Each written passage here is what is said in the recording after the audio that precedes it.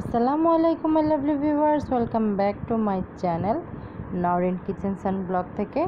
আজ চলে এসেছি আমি আপনাদের মাঝে সকাল সকাল একটি ব্লগ নিয়ে। তো আজ শুক্রবার সকালের ব্লগ। তো আমি যখন ভয়েস দিচ্ছিলাম তখন এটা প্রায় শনিবার শেষের দিকে। তো গেস্ট যেহেতু বাসায় এসেছিল সেহেতু আমি একটু ব্যস্ত, তাই ব্লগটা শেয়ার করতে আপনাদের সাথে একটু দেরি হয়ে যাচ্ছে, তার জন্য আমি আন্তরিকভাবে দুঃখিত। তো এখন প্রায় সকাল 9টা বাজে। আমরা নাস্তার জন্য সবাই একটু প্রিপারেশন নিচ্ছি। আমি এখানে রুটি ছেঁকে নিচ্ছি। আমি রুটিগুলো একটু বানিয়ে ফ্রোজেন করে রাখি। আমার যেহেতু একটা ছোট বাচ্চা আছে, তা আমার সুবিধার জন্য সকালে উঠে রুটি বানিয়ে তারপরে সব কিছু করে আসলে করাটা অনেকটা কষ্টকর হয়ে যায়, তার জন্য। তো যেহেতু গেস্ট আছে, আমরা এখন সবাই মিলে একটু নাস্তা করব, তাই ভাবলাম আপনাদের সাথে একটু শেয়ার করি।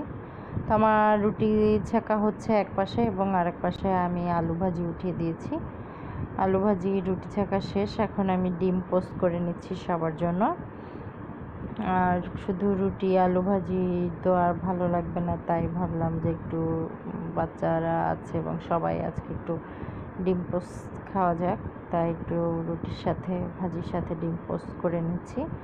তো আমার এখানে আরও একটা রান্না আছে। আমি মুগের ডাল দিয়ে চর্বি দিয়ে মাংস দিয়ে একটু রুটি খাওয়ার জন্য রেডি করে রেখেছিলাম, তো সেটাও আছে। তো তারপরও ভাবলাম একটু ডিম পোস্ট করে নিই। আমার ডিম পোস্টগুলো এখানে প্রায় করা হয়ে গেছে। আমি একে একে এখন সবার জন্যই ডিমগুলো পোস্ট করে নিচ্ছি। তো আমার এখন ডিমটা পোস্ট করা হয়ে গেছে, নাস্তা রেডি। এখন আমরা সবাই মিলে নাস্তা করব। চলে যাচ্ছি টেবিলে। দেখুন আমার সকালের নাস্তার রেসিপি: রুটি, ডিম পোস্ট, মুগের ডাল, আলু ভাজি। আমরা এখন সবাই নাস্তা করব।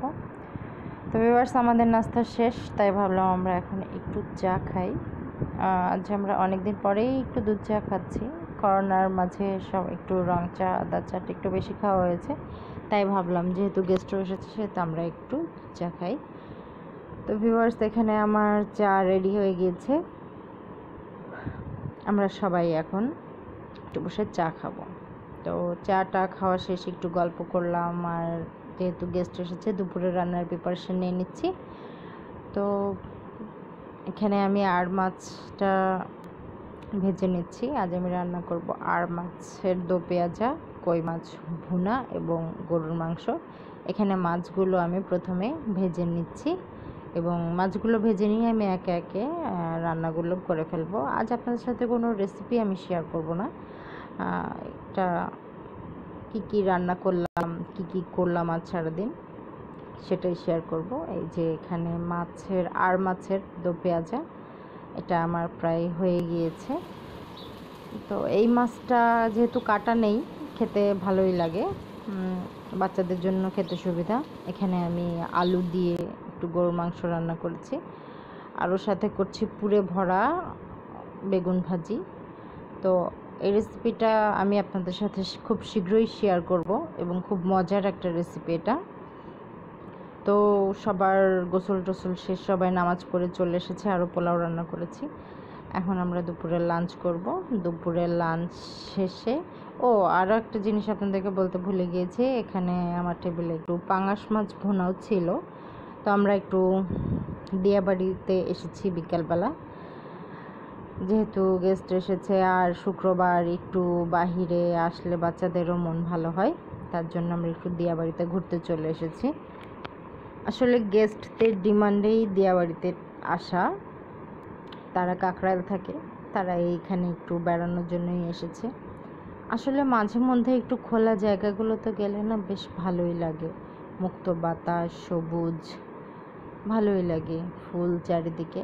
তো আমরা এখানে অনেকক্ষণই ছিলাম, বেশ ভালোই লেগেছে। আমার ছোট মেয়ে এবং তার বাবা, আমার ছোট মেয়ে খুব আনন্দেই আছে। কাশফুল, দূর দূর পর্যন্ত অনেক কাশফুল দেখা যাচ্ছে। আমরা এখানে অনেকটা সময়ই ছিলাম, সবাই মিলে বেশ মজা করেছি। আমার 2 মেয়ে এবং আরও 2 বাচ্চা, যে আমার বোনের 2 বাচ্চা ছিল, তারাও বেশ মজা করেছে। কে কতটুকু মজা পেয়েছে তা জানি না। আমার ছোট মেয়ে ফার্স্ট টাইম বিয়েবাড়ি এসেছে, সে অনেক মজা পেয়েছে এবং খোলা এরকম জায়গা দেখে সে এতটাই খুশি হয়েছে যে সে আমাদের কোলে থাকতে চাচ্ছিল না, সে বারবার হাঁটতে হাঁটতে চাচ্ছিল এবং বেশিরভাগ সময়ই সে আমাদের সাথে হেঁটে কাটিয়েছে। তো এখন সন্ধ্যা হয়ে যাচ্ছে, আমরা বাড়ির দিকে চলে যাচ্ছি। তো আমার আজকের এই ব্লগটা যদি আপনাদের ভালো লেগে থাকে অবশ্যই আমার চ্যানেলটিকে সাবস্ক্রাইব করে দেবেন, লাইক, কমেন্ট এবং শেয়ার করবেন। যে